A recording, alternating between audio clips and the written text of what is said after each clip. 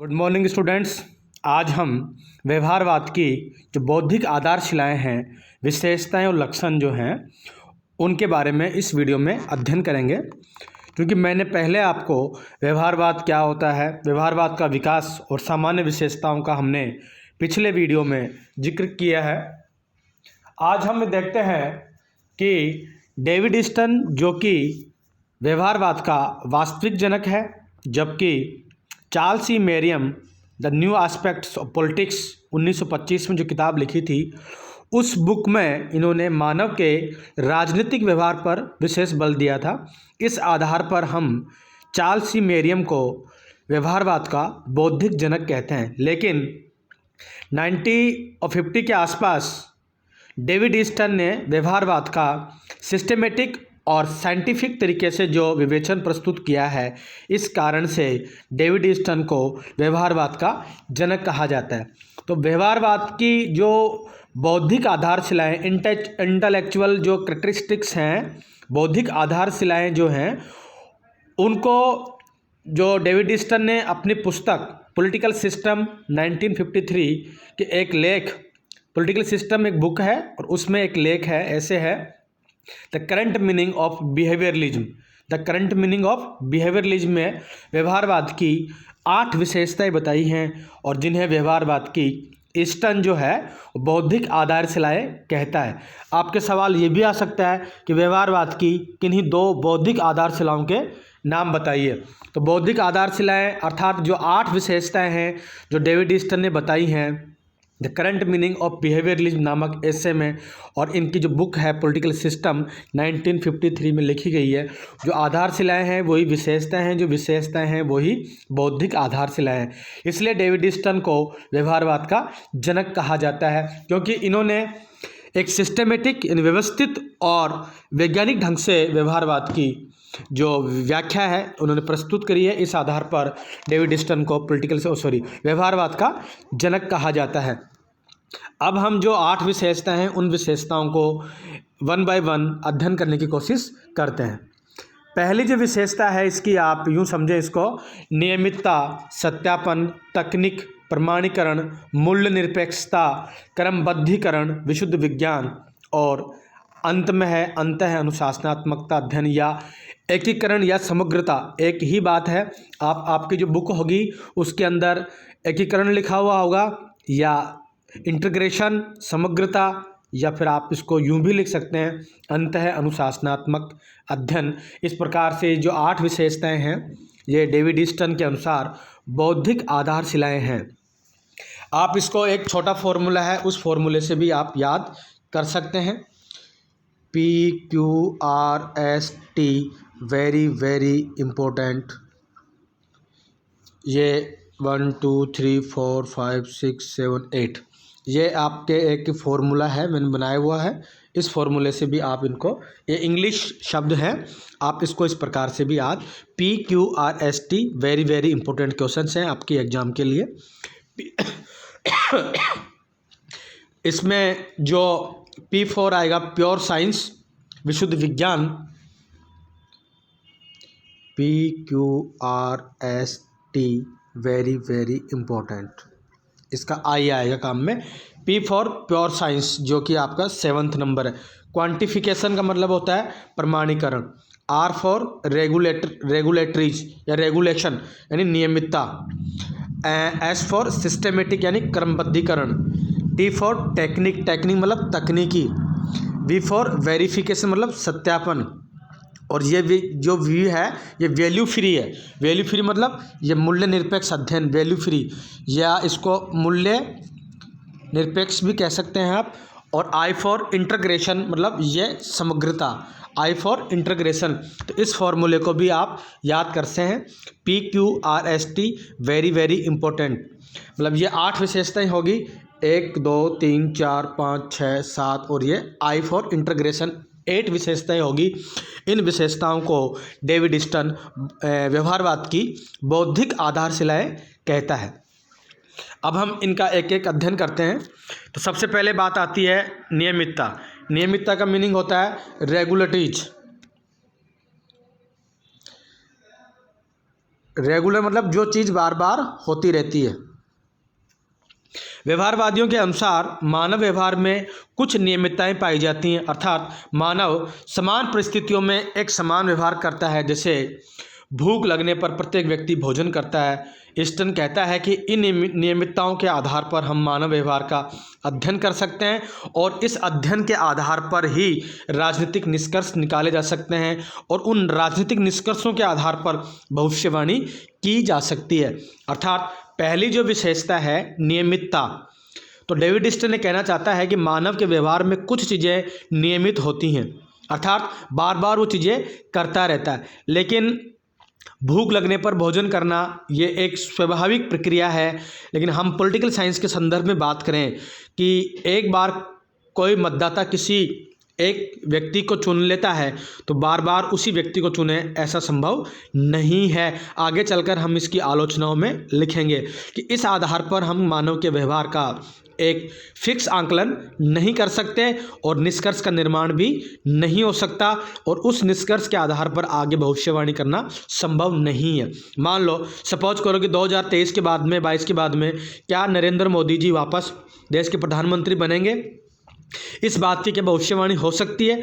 भविष्यवाणी तो हो सकती है, लेकिन उसके अंदर सत्यापन या उसमें कितनी बात सही होती है ये भविष्य के गर्त में या भविष्य में निर्भर करता है। दूसरी बात है व्यवहारवादियों के अनुसार जो विशेषता है सत्यापन, दूसरी बौद्धिक आधारशिला जो है सत्यापन यानी वेरिफिकेशन। सत्यापन का वैसे एक शाब्दिक अर्थ होता है, जैसे अभी आपके कॉलेज के अंदर डॉक्यूमेंट वेरिफिकेशन का काम चल रहा है। इस डॉक्यूमेंट वेरिफिकेशन में आपने जो ऑनलाइन में भरा उसको हम फिजिकल देखते हैं क्या वास्तव में वो चीज़ सही है। तो ऐसा व्यवहारवादियों के अनुसार क्या है वो देखते हैं। इसका अर्थ है कि नियमितताओं के आधार पर जो तथ्य एकत्रित किए गए हैं उन तथ्यों का सत्यापन किया जा सकता है। अर्थात इसका मतलब यह हुआ कि जो चीज़ पहले थी 1 + 1 = 2 होता है, अब इसको वापस दोबारा से अगर हम किसी सिद्धांत में डालने की कोशिश करें और वापस चेक करें कि 1 + 1 = 2 ही होता है, अगर वापस भी 1 + 1 = 2 आता है तो दैट इज़ वेरीफाइड, वो चीज़ क्या हो जाती है? सत्यापित हो जाती है। जैसे कि आपकी मार्कशीट है, ओरिजिनल मार्कशीट की फ़ोटोकॉपी कराते हैं और उसको फ़ोटोकॉपी अटेस्टेड लिखवाते हैं, अटेस्टेड करवाते हैं, मतलब वो होगी प्रतिलिपि सत्यापित, यानी जो हूबहू ये ओरिजिनल जैसी ही है। ऐसा अगर कोई सिद्धांत हो और उसका वापस वही निष्कर्ष निकले तो इसको व्यवहारवादी सत्यापन या वेरीफाइड करना कहते हैं। अगली बात है तकनीक। व्यवहारवादियों का कहना है कि राजनीति विज्ञान के अध्ययन में हमें अधिक से अधिक वैज्ञानिक विधियों प्रविधियों का प्रयोग करना चाहिए, क्योंकि वैज्ञानिक तकनीकों से निष्कर्ष अधिक प्रभावित या अच्छे होते हैं या ज़्यादा सत्य के नज़दीक होते हैं। उनके मत में हमें सारणीकरण, कंप्यूटरीकरण आदि विधियों का प्रयोग पर बल देना चाहिए। अर्थात व्यवहारवादी कहते हैं कि पॉलिटिकल साइंस का जब अध्ययन करें आप तो उसके अंदर ज़्यादातर टेक्निक का प्रयोग होना चाहिए, अर्थात ऐसी विधियों का, साइंटिफिक विधियों का प्रयोग करना चाहिए जिसके आधार पर निष्कर्ष जो निकलें वो अच्छे निकलें, विकसित निकलें और उसके आधार पर किसी सिद्धांत का निर्माण किया जा सके। तो पहली विशेषता हुई नियमितता, दूसरी विशेषता हुई सत्यापन यानी वेरिफिकेशन, तीसरी विशेषता तकनीक यानी टेक्निक का प्रयोग होना चाहिए। ये डेविड ईस्टन कह रहे हैं कि पॉलिटिकल साइंस में ऐसा अध्ययन इस प्रकार से होना चाहिए। चौथी विशेषता है प्रमाणीकरण, क्वांटिफिकेशन। व्यवहारवादियों के अनुसार हमें अध्ययन संबंधित आंकड़ों को इस प्रकार से वर्गीकृत करना चाहिए। आपने आंकड़े इकट्ठे कर लिए, प्राथमिक आंकड़े और द्वितीय आंकड़े इकट्ठे कर लिए। व्यवहारवादी प्राथमिक आंकड़ों पर विश्वास करते हैं। उन आंकड़ों को इस प्रकार से क्लासिफाइड करना चाहिए, अर्थात उसको क्वालिटी वाइज इस प्रकार से बांटना चाहिए कि जिससे आंकड़े मापन योग्य बन सके, अर्थात उन आंकड़ों से कोई निष्कर्ष निकाला जा सके जिनकी कोई यूटिलिटी हो। हमने आंकड़े इकट्ठे कर लिए और उन आंकड़ों को एक क्लास के अनुसार क्लासिफाइड करना चाहिए या उनको बांटना चाहिए, कौन सा आंकड़ा कहाँ काम आएगा, इस प्रकार से उसका वर्गीकरण करना चाहिए जिसका मापन संभव हो सके और वो आगे जाकर के निष्कर्ष और सिद्धांत बनाने के अंदर महत्वपूर्ण भूमिका निभा सके। अगला जो सबसे इम्पोर्टेंट है वैल्यू फ्री, मूल्य निरपेक्ष अध्ययन। वैल्यू फ्री इसको बोलते हैं, वैल्यू फ्री। स्टडी। अर्थात व्यवहारवादी या डेविडिस्ट ने कहना चाहता है कि राजनीति विज्ञान के जो आधुनिक दृष्टिकोण है में या व्यवहारवादी जो अध्ययन करेंगे वो अध्ययन वैल्यू फ्री होना चाहिए। अर्थात जहाँ कहीं का भी हम अध्ययन कर रहे हैं उसके अंदर बिल्कुल निष्पक्ष रूप से जो है वो लिखना चाहिए। उसके अंदर अपनी भावनाएं, अपने आदर्श, अपनी जान पहचान आदि को उसमें नहीं जोड़ना चाहिए। फॉर एग्जाम्पल, मैंने आपको कहा कि आप अपने कॉलेज के बारे में लिखिए, तो आप अपनी कॉलेज के बारे में ज़्यादातर बच्चे मूल्य सापेक्ष लिखेंगे। अर्थात हमारी कॉलेज बहुत अच्छी है, इसमें क्लासेज होती हैं, ये होता है, वो होता है, हमारे यहाँ सब अच्छा है। लेकिन मूल्य निरपेक्ष अध्ययन वो अध्ययन होता है जिसके अंदर वास्तविक घटना या परिघटना का वर्णन किया जाए। जो कॉलेज में वास्तव में जो स्थिति आप देख रहे हैं क्या है, जैसा कि मॉडर्न पॉलिटिकल साइंस में कहा गया आपको कि क्या है, यथार्थ पर ध्यान दिया जाए, तो वास्तव में इस कॉलेज में क्या है उसका ही वर्णन करें और क्या नहीं है। अर्थात पॉजिटिव ये चीज़ें हैं और नेगेटिव ये चीज़ें, ऐसा लिखने वाला उसके आधार पर हम किसी निष्कर्ष पर पहुंच सकते हैं और अच्छे सिद्धांत का निर्माण कर सकते हैं। तो व्यवहारवादियों का कहना है कि जब आप कोई अध्ययन करें तो वो अध्ययन वैल्यू फ्री होना चाहिए। अर्थात उसमें आपकी भावनाएं, आपके आदर्श, आपका सेवा या आपकी जो इच्छा या किसी चीज़ को छुपाने की ऐसा नहीं होना चाहिए। जो वास्तव में है उसको आप लिखें ताकि सच्चाई का पता लग सके। व्यवहारवादी कहते हैं कि परंपरावादी मूल्यों पर अत्यधिक बल देते हैं, अर्थात चाहिए पर विशेष बल देते हैं, जबकि मूल्यों का वैज्ञानिक अध्ययन संभव नहीं है, क्योंकि मूल्यों को कभी भी भगवान के साथ जोड़ा जाता है तो कभी नैतिकता के साथ जोड़ा जाता है। इस प्रकार व्यवहारवादियों का मानना है कि हमें सिर्फ तथ्यों से सरोकार रखना चाहिए जिससे हमारे अध्ययन अधिक वैज्ञानिक बन सके।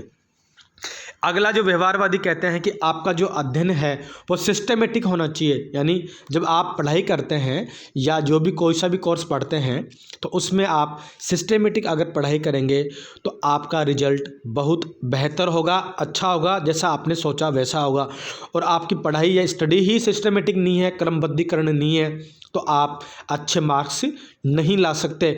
तो व्यवहारवादी भी इसी प्रकार से कहते हैं कि हमें कोई भी अध्ययन करना हो तो वो अध्ययन बिल्कुल सिस्टमेटिक होना चाहिए, एक सिस्टम स्टेप वाइज होना चाहिए। व्यवहारवादी कहते हैं कि हमें तथ्यों को इस प्रकार से व्यवस्थित करना चाहिए कि उससे किसी सिद्धांत का निर्माण हो सके। और इसी दिशा में कार्य करते हुए राजनीति विज्ञान में डेविडिस्टन ने अपना व्यवस्था सिद्धांत प्रस्तुत किया है। अर्थात आगे चल करके एक सिस्टम थ्योरी है जो आपके कोर्स में नहीं है, उसको इनपुट आउटपुट थ्योरी भी कहते हैं, डेविडिस्टन का सिद्धांत है। ब्लैक बॉक्स मॉडल भी कहते हैं इसे, व्यवस्था सिद्धांत। अगला व्यवहारवादी कहते हैं कि पॉलिटिकल साइंस एक प्योर साइंस है, विशुद्ध विज्ञान मतलब प्योर साइंस।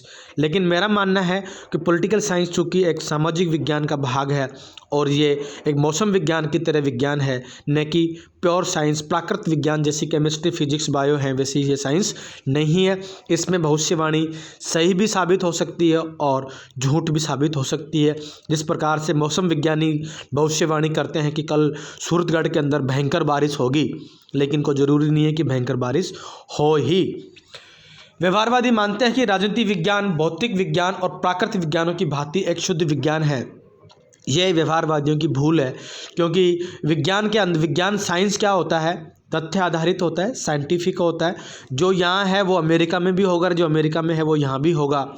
ऐसा पॉलिटिकल साइंस में संभव नहीं है, क्योंकि ये पॉलिटिकल साइंस का जो बेसिक विषय केंद्र है, जो जिस पर टिका हुआ है वो है मानव। और मानव का व्यवहार चंचल होता है, जो पल पल बदलता रहता है।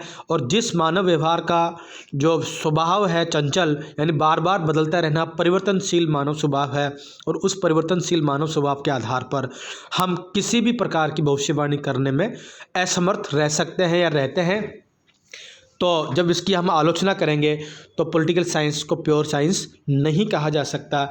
और लास्ट में व्यवहारवादी कहते हैं कि हमें इंटरडिसिप्लिन अप्रोच या समग्रता या एकीकरण पर ध्यान देना चाहिए।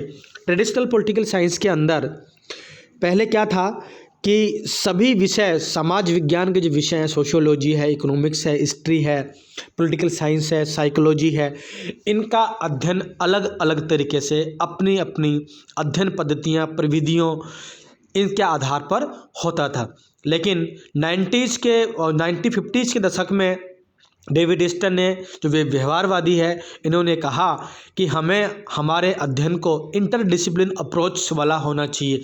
अर्थात पॉलिटिकल साइंस में कुछ शोध सामग्री अच्छी हो सकती है, इससे भी अच्छी इकोनॉमिक्स में हो सकती है, सोशियोलॉजी में हो सकती है।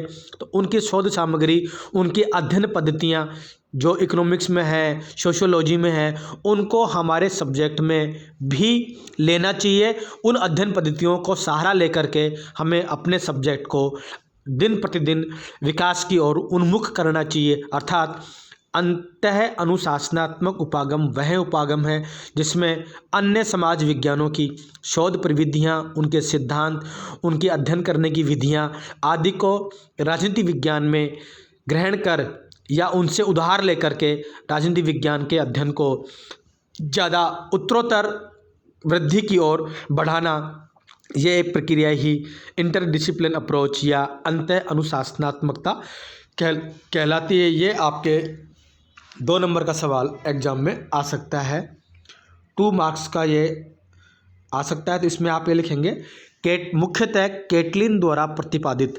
इसका जो विद्वान है इंटरडिसिप्लिन अप्रोच का, वो प्रमुख विद्वान है कैटलिन। मुख्यतः कैटलिन द्वारा प्रतिपादित वह उपागम जिसमें समाज विज्ञान की अन्य शाखाओं से अर्थात इकोनॉमिक्स, सोशियोलॉजी, इतिहास आदि की शोध सामग्री, अध्ययन पद्धतियाँ, सिद्धांत आदि को लेकर के हमारे सब्जेक्ट को आगे बढ़ाने की जो प्रक्रिया है वो अंतः अनुशासनात्मकता कहलाती है। समग्रता मतलब इंटीग्रेशन, इंटीग्रेशन मतलब एकीकरण। अर्थात हम सोशल साइंस के समाज विज्ञान के विषय हैं, समाज विज्ञान के विषय जो है कि हिस्ट्री है, आपके सोशियोलॉजी है, इकोनॉमिक्स है, साइकोलॉजी है, इन सभी विषयों के हमें कुछ न कुछ लेके और हमारे सब्जेक्ट को आगे बढ़ाना चाहिए। जैसे कि इकोनॉमिक्स में सांख्यिकी पद्धति का अध्ययन किया जाता है, ज्योग्राफी में सांख्यिकी स्टैटिक्स का प्रयोग किया जाता है, और पॉलिटिकल साइंस में ऐसा नहीं किया जा सकता। लेकिन अगर हमें आवश्यकता हो स्टैटिक्स की तो हमें इकोनॉमिक्स और ज्योग्राफी से वो लेने में हर्ज नहीं करना चाहिए, शर्माना नहीं चाहिए, और उसको लेकर के हमारा सब्जेक्ट को आगे बढ़ाने की जो प्रक्रिया है वो समग्रता कहलाती है। व्यवहारवादियों का कहना है कि अन्य समाज विज्ञानों में प्रयुक्त वैज्ञानिक विधियों, वैज्ञानिकों को भी राजनीति विज्ञान में भी अपनाया जाना चाहिए। अर्थात अंतः अनुशासनात्मकता उपागम का अर्थ है विभिन्न समाज विज्ञानों के अध्ययन में प्रयुक्त नई तकनीकों प्रयोग राजनीति विज्ञान के अध्ययन में किया जाना चाहिए। हमें यथास्थिति का समर्थक नहीं होना चाहिए, समय काल परिस्थिति के अनुसार परिवर्तन का परिचायक हमें होना चाहिए। अर्थात जो समय है वो परिवर्तनशील है और जिस प्रकार से समय बदल रहा है उसी प्रकार से हमें भी बदलना चाहिए, और बदलने के लिए हमें अन्य समाज विज्ञानों में जो अध्ययन पद्धतियाँ, नवीन तकनीकें प्रयुक्त हो रही हैं उनको हमारे सब्जेक्ट में यूज करना चाहिए। जिससे क्या होगा, अध्ययन अधिक वैज्ञानिक बनेगा। समग्रता का अर्थ है राजनीतिक पहलू के साथ साथ आर्थिक, सामाजिक और धार्मिक पक्ष का भी हमें अध्ययन करना चाहिए। ट्रेडिशनल पॉलिटिकल साइंस में केवल मानव के पॉलिटिकल पक्ष का अध्ययन होता था, लेकिन मैं यहाँ ये कहना चाहूँगा कि राजनीतिक पक्ष के साथ साथ हमें व्यक्ति के आर्थिक, सामाजिक और धार्मिक पक्ष का भी अध्ययन करना चाहिए, तभी जाके कोई अच्छा सिद्धांत का निर्माण हो सकता है। अब अगला जो बिंदु आएगा इसके अंदर कि व्यवहारवादी जो हैं, इसके अंदर डेविड ईस्टन है, हिंज हुलाई हुआ है। इन्होंने जो मुख्यतः डेविड ईस्टन हैं उन्होंने 8 बौद्धिक आधारशिलाएँ बताई हैं। पहली है नियमितता, सत्यापन, प्रमाणीकरण, क्रमबद्धीकरण, विशुद्ध विज्ञान और समग्रता और तकनीक, और लास्ट में है वैल्यू फ्री या मूल्य निरपेक्ष अध्ययन। इस प्रकार से व्यवहारवाद की 8 विशेषताएं। अब इसके अंदर कुछ हम आलोचना भी कर सकते हैं। आपके जो एग्जाम में बड़ा सवाल आएगा या 7 नंबर का आएगा वो इस प्रकार से आएगा कि व्यवहारवाद से आप क्या समझते हैं, इसका आलोचनात्मक वर्णन कीजिए। तो आपको व्यवहारवाद क्या है, इसका विकास किस प्रकार से हुआ और इसकी जो बौद्धिक आधारशिलाएं हैं डेविड ईस्टन ने बताई पॉलिटिकल सिस्टम में the current meaning of behaviourism नामक लेख में उन 8 विशेषताओं का वर्णन करते हुए इसकी आलोचना भी लिखनी है और अंत के अंदर महत्व से आप अपने प्रश्न का समापन करेंगे। तो हम देखते हैं व्यवहारवाद की आलोचनाएं। इसके अंदर प्रोफेसर सिबली का नाम आपने सुना होगा। प्रोफेसर सिबली जो है प्रोफेसर सिबली ने व्यवहारवाद की आलोचना मुख्य रूप से प्रखर जो आलोचक है प्रोफेसर सिबली है, उनके अनुसार, और बाकी जो विशेषताएं हैं वो मैं आपको बता रहा हूँ। पहली आलोचना बात करते हैं। परंपरावादी विज्ञान विद्वानों का मानना है कि व्यवहारवादी मनुष्यों को यंत्र या मशीन मानते हैं। उनका कहना है कि मानव व्यवहार में नियमितता पाई जाती है, जबकि वास्तविक रूप से मानव व्यवहार परिवर्तनशील है। जैसा कि मैंने आपको बताया कि व्यवहारवादी कहते हैं कि मानव के अंदर नियमितताएं पाई जाती है, रेगुलर चीज़ें मानव वैसा बार बार करता रहता है, लेकिन ऐसा बिल्कुल संभव नहीं है, क्योंकि मानव का स्वभाव चंचल होता है और मानव परिवर्तनशील है।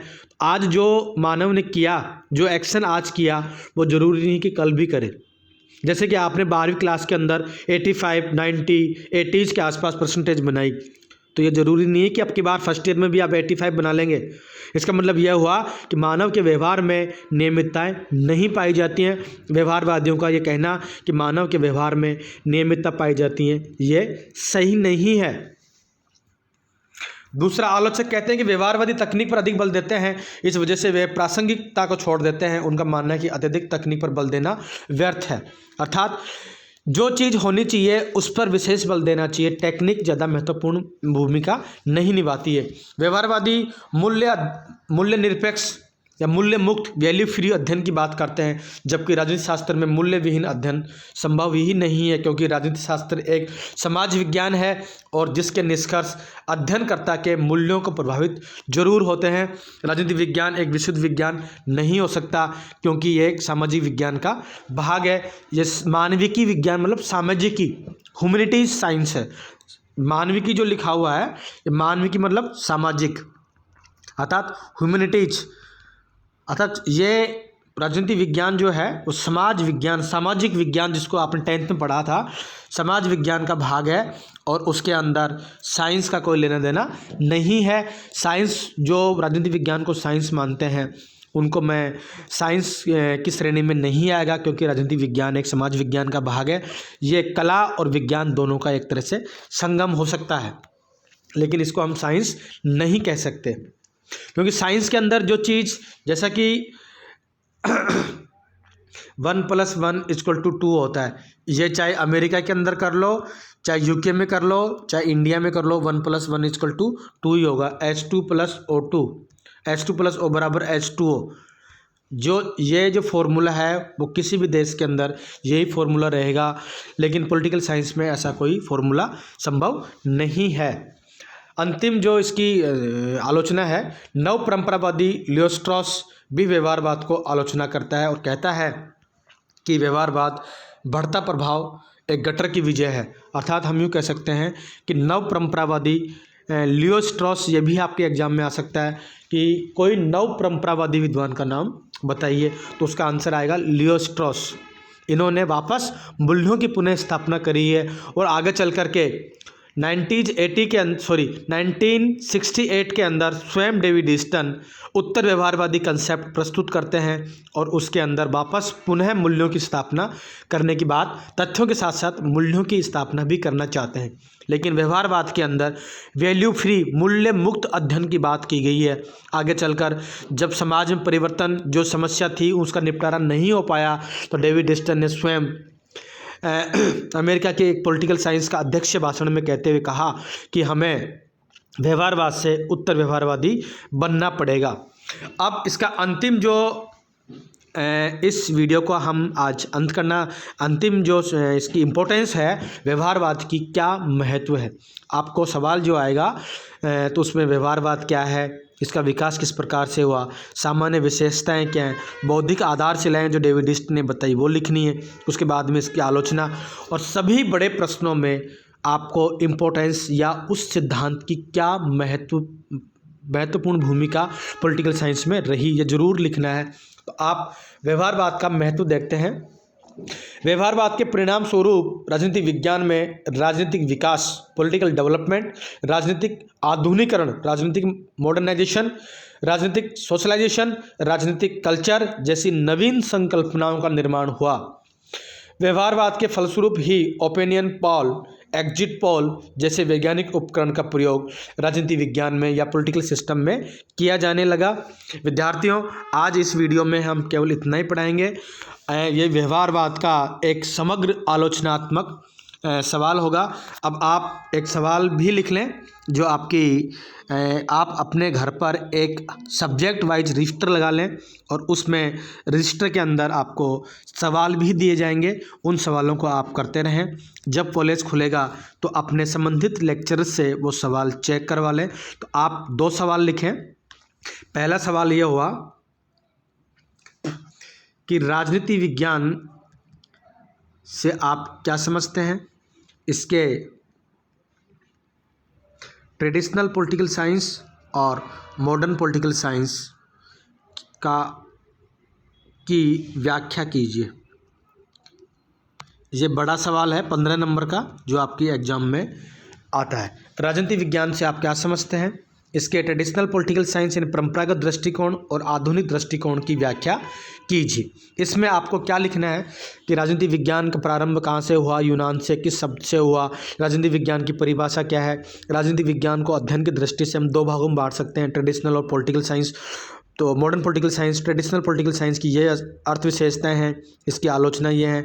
मॉडर्न पॉलिटिकल साइंस का ये मीनिंग है, इसका स्कोप है, इसकी विशेषताएं, और दोनों में अंत में तुलनात्मक अध्ययन प्रस्तुत करते हुए इस सवाल को पूरा करेंगे। दूसरा सवाल आप लिखेंगे कि व्यवहारवाद से आप क्या समझते हैं। व्यवहारवाद से आप क्या समझते हैं, इसका आलोचनात्मक वर्णन कीजिए। ये दोनों सवाल आपको अगले वीक तक अपनी हर सब्जेक्ट का एक अलग रजिस्टर लगाना है और उस रजिस्टर में ये काम होमवर्क करके तैयार रखना है। पहली यूनिट लगभग फिनिश होने वाली है। तो व्यवहारवाद क्या है, आप इससे क्या समझते हैं, इसका आलोचनात्मक वर्णन कीजिए। इस सवाल में व्यवहारवाद की शुरुआत कब हुई, इसकी नींव कहाँ कहाँ हमने देखने को मिलती है, इसका विकास किस प्रकार से हुआ, व्यवहारवाद की सामान्य विशेषताएँ क्या हैं, व्यवहारवाद क्यों उदय हुआ। डेविड ईस्टन ने 1953 के अंदर the political system the current meaning of behaviour नामक जो लेख था उसमें 8 आधारशिलाएँ बताई, वो कौन कौन सी हैं। व्यवहारवाद की आलोचना क्या है और अंत में व्यवहारवाद का महत्व लिखते हुए इस सवाल को पूरा करेंगे। तो कुल मिला के 2 सवाल मैंने आपको ऐसे टाइप लिखा दिए हैं, इनको अच्छे से करें आप। इसमें आपके शॉर्ट आंसर टाइप सवाल भी निकल जाएंगे। Thank you. आज के इस वीडियो के लिए इतना ही।